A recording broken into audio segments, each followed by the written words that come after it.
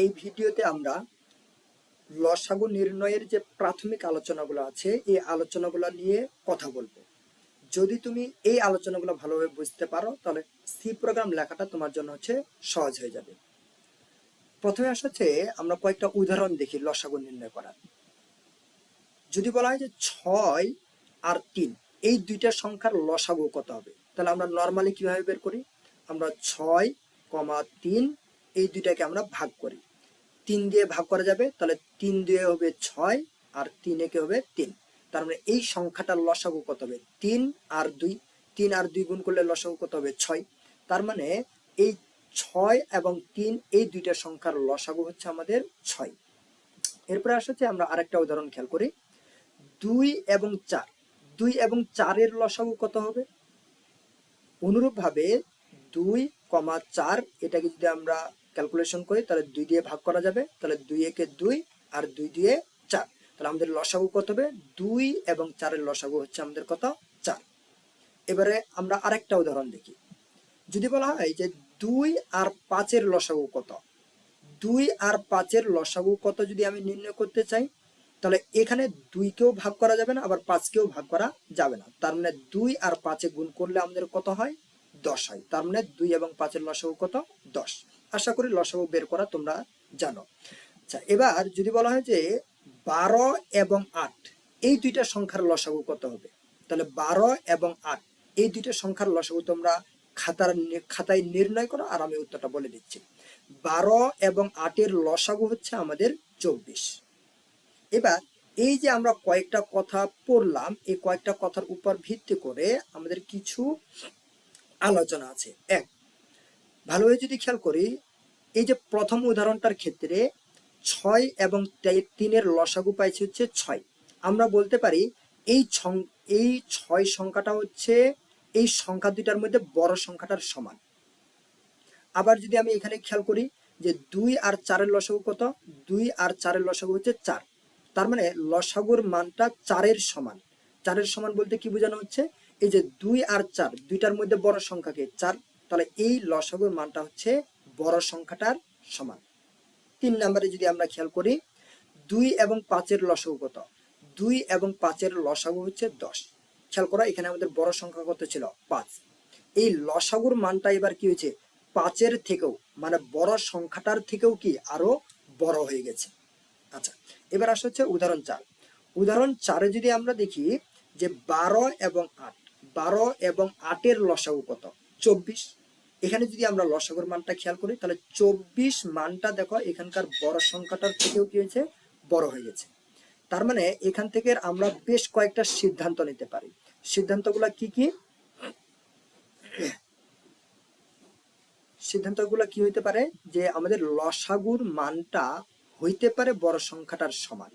লসাগুর মানটা বড় সংখ্যাটার কি হইতে পারে? সমান হইতে পারে। যেমন এখানে আমরা উদাহরণ 1 এবং উদাহরণ 2 দেখলাম। আচ্ছা, বড় সংখ্যাটার সমান যদি না হয় তাহলে লসাগুর মানটা হবে বড় সংখ্যাটার থেকেও কি বড়। যেমন আমরা 3 এবং 4 উদাহরণে দেখলাম। এখানে 5 ছিল বড় সংখ্যা, বড় সংখ্যাটার থেকেও লসাগুর মানটা কত হয়েছে? 10, মানে বড় হয়েছে।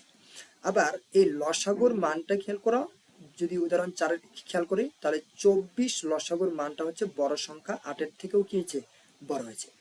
তাহলে আমরা এখানে দুইটা কথা পাচ্ছি। এক, লসাগুর মানটা হয় বড় সংখ্যাটার সমান হবে, অন্যথায় লসাগুর মানটা হবে বড় সংখ্যাটার থেকেও বড়। এখন লসাগুর মানটা কখন বড় সংখ্যাটার সমান হবে আর কখন বড় সংখ্যাটার থেকেও বড় হবে, সেটার জন্য আমাদের চেক করতে হবে 3 নাম্বার কন্ডিশন। 3 নাম্বারে বলা হচ্ছে লসাগুর মানটা, আমি যে লসাগুর মান পাবো ওই লসাগুর মানটা সংখ্যা দুইটা দিয়ে বিভাজ্য হতে হবে। লসাগুর মানটা সংখ্যা দুইটি দ্বারা বিভাজ্য হইতে হবে। যদি বিভাজ্য হয় তাহলে ওইটাই লসাগুর মান, আর যদি বিভাজ্য না হয় তাহলে ওইটাকে লসাগুর মান বলতে পারবো না। আচ্ছা, এবার খেয়াল করো এখানে আমরা তাহলে প্রথম কন্ডিশনটা কি পাচ্ছি? যে লসাগুর মানটা বড় সংখ্যাটার সমান হতে পারে। এখন বড় সংখ্যা কোনটা সেটা আইডেন্টিফাই করতে হবে। আমরা যদি উদাহরণ 1 এর ক্ষেত্রে খেয়াল করি, এর মান দেওয়া হচ্ছে 6 আর বি এর মান দেওয়া হচ্ছে আমাদের 3। এখন এখানে আমাদের যদি বলি যে if A greater then B, A কি বি এর থেকে বড়, মানে 6 গ্রেটার দেন 3, 6 কি 3 এর থেকে বড়, তোমার উত্তর হইল হ্যাঁ। তাহলে আমি বলতে পারবো যে এক্স এর মানটা মানে লসাগুর মানটা এর সমান হবে, তখন আর সে এই লাইনটাকে পড়বে না। তার মানে আমাদের লসাগুর মান মানে এক্স ইকুয়ালস টু কি হবে 6, এটা হইতে পারে। এবার হবে কিনা সেটা নির্ভর করবে এই যে 3 নাম্বার পয়েন্টের উপর ভিত্তি করে। এবার আমরা দেখব 3 নাম্বার পয়েন্টটা আমাদের কি ছিল, যে লসাগুর মানটা সংখ্যা দুইটা দ্বারা ভাগ করা যেতে পারে হবে। যেমন লসাগুর মানটা কি এক্স, এই এক্স এর মানটাকে আমাদের এ দিয়েও ভাগ করা যেতে হতে পারে, আবার এক্স এর মানটাকে বি দিয়েও ভাগ যেতে হবে। খেয়াল করো তো, এক্স এর মানটা আমরা এখানে এই কন্ডিশন অনুযায়ী এবং এই মান অনুযায়ী লসাগুর মানটা আমরা ধরে নিতে পারি হচ্ছে বড় সংখ্যাটার সমান, মানে হচ্ছে 6। এবার এই 6 সংখ্যাটা লসাগু হবে কিনা সেটা নির্ভর করবে হচ্ছে এই 6 মানটা এ এবং বি দিয়ে ভাগ করা যাবে কিনা। দেখো তো, 6কে তুমি এ এর মান 6 দ্বারা ভাগ করতে পারবা, তার মানে এই কন্ডিশনটা সত্য আছে। এবং এই 6 মানটাকে তুমি বি দ্বারা, বি মানে কত 3, 3 দ্বারা ভাগ করা যাবে কিনা, যাবে। যেহেতু যাবে তার মানে হচ্ছে এটাই হচ্ছে আমাদের কার মান, লসাগুর মান। অনুরূপভাবে খেয়াল করো, আমরা যদি দ্বিতীয় কন্ডিশনটা ধরে নিতাম, তাহলে দ্বিতীয় কন্ডিশন আমাদের কি আছে, এ এর মান 2 আর বি এর মান 4। এখন এই কন্ডিশন অনুযায়ী আমাদের বলতো লসাগুর মানটা কি হবে। তাহলে এই কন্ডিশন অনুযায়ী আমরা বলতে পারি যে এ গ্রেটার দেন বি। এবার এর মান হচ্ছে 2 আর বি এর মান হচ্ছে 4। এখন তার মানে লসাগুর মানটা হচ্ছে কার সমান হবে, বড় সংখ্যাটার সমান হইতে পারে। তো বড় সংখ্যাটা কত, বি এর সমান। তার মানে এবার সে এই কন্ডিশনটাকে আর পড়বে না, কারণ কি এর মানটা কিন্তু এখানে বড় না, এর মানটা এখানে কি হয়ে গেছে ছোট। তার মানে সেই ইয়েস এর কন্ডিশনটা না পড়ে সে পড়বে কোনটা, নো। তাহলে তার মানে এখানে এক্স এর মানটা কি হবে, এক্স এর মানটা হবে 4। এখন এই এক্স এর মানটা 4 হবে কিনা সেটা নির্ভর করবে 3 নাম্বার পয়েন্টের উপর। তো 3 নাম্বার পয়েন্ট আমাদের কি ছিল, এক্স এর মানটাকে এ দিয়েও ভাগ করা যেতে হবে, আবার এক্স এর মানটাকে বি দিয়েও ভাগ যেতে হবে। তাহলে এক্স এর মান কত ছিল 4, এবার 4 কে এ দিয়ে ভাগ করা যাবে, মানে 2 দিয়ে ভাগ করা যাবে, যাবে। এবং এক্স এর মানটা মানে কি 4, এই 4 কে কি বি দিয়ে ভাগ করা যাবে, যাবে, কারণ 4 কে কি 4 দিয়ে ভাগ করা যাবে। যেহেতু যাবে তার মানে এই যে লসাগুর মানটা আছে এই লসাগুর মানটাই কত হবে, 4 হবে। তার মানে এখানে উত্তর হবে আমাদের 4, এই যে 2 নাম্বার উদাহরণের ক্ষেত্রে। আচ্ছা, এবার 3 নাম্বার উদাহরণের ক্ষেত্রে যদি আমরা খেয়াল করি তাহলে এখানে কি কাজ ঘটবে। 3 নাম্বার উদাহরণে আমাদের এর মান দেওয়া আছে কত, এর মান দেওয়া আছে হচ্ছে 2, আর বি এর মান কত দেওয়া আছে, বি এর মান হচ্ছে 5।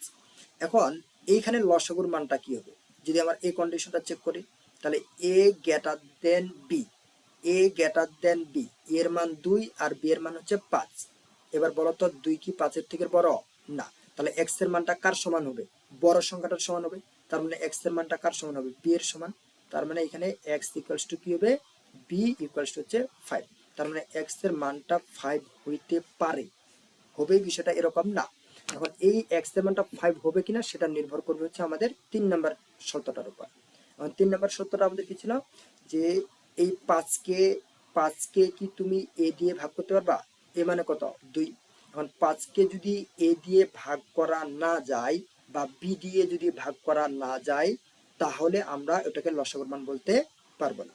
এখন এই যে 5কে যেহেতু আমার এর মান দিয়েও ভাগ করা যাবে না, বি এর মান দিয়ে ভাগ করা গেলেও এর মান দিয়ে ভাগ করা যাবে না, যেহেতু যাবে না তার মানে এই 5কে আমি এখানে এই 2 আর 5 এর লসাগু বলতে পারবো না। এখন যেহেতু পারবো না, বড় সংখ্যাটির সমান হইতে পারবে না, তাহলে আমাদের কি এবার বড় সংখ্যাটার থেকেও কি হবে, লসাগুর মানটা বড় হবে। এখন যদি বড় হয় তাহলে এখানে খেয়াল করো তো, 5 এর পরের বড় সংখ্যা কত হয়, 5 এর পরে বড় সংখ্যা হচ্ছে 6। তাহলে এক্স এর মানটা আমি 1 বাড়ায় নিলাম, সেটা হলো কত 6। এখন 6 লসাগুর মান হবে কিনা সেটা নির্ভর করবে 3 নাম্বার পয়েন্টের উপর। এখন 3 নাম্বার পয়েন্টে আমাদের কি লসাগুর মান যদি আমি 6 হিসাব করি, তাহলে 6 কে এ দিয়ে ভাগ করা যাবে, এ মানে কত 2। 6 কে 2 দিয়ে ভাগ করা যাবে, কিন্তু 6 কে বি দিয়ে কি ভাগ করা যাবে, বি মানে কত 5। এখন 6 কে কি বি দিয়ে ভাগ করা যাবে, মানে 5 দিয়ে ভাগ করা যাবে, যাবে না। যেহেতু 5 দিয়ে ভাগ করা যাবে না তার মানে 6 লসাগু হইতে পারবে না। তাহলে এবার আমাকে কি করতে হবে, এক্স এর মানটাকে আরো এক বাড়াইতে হবে। এবার এক্স এর মানটা কত হয়ে যাবে 6, 6 থেকে হচ্ছে 7। এখন এই 7 হচ্ছে আমাদের লসাগুর মান হবে কিনা সেটা নির্ভর করবে হচ্ছে 3 নাম্বার পয়েন্টের উপর। তাহলে এবার বলতো 7 মানটা কি আমাদের এ দিয়ে ভাগ করা যাবে? এ মানে কত 2, 7কে 2 দিয়ে ভাগ করা যাবে না, যেহেতু যাবে না তার মানে লসাগুর মান হইতে পারবে না। এবার 7কে আমরা আরেক বৃদ্ধি করব, তাহলে 7 থেকে আমাদের কত হয়ে যাবে? 7 থেকে হয়ে যাবে আমাদের হচ্ছে এক্স এর মান 8।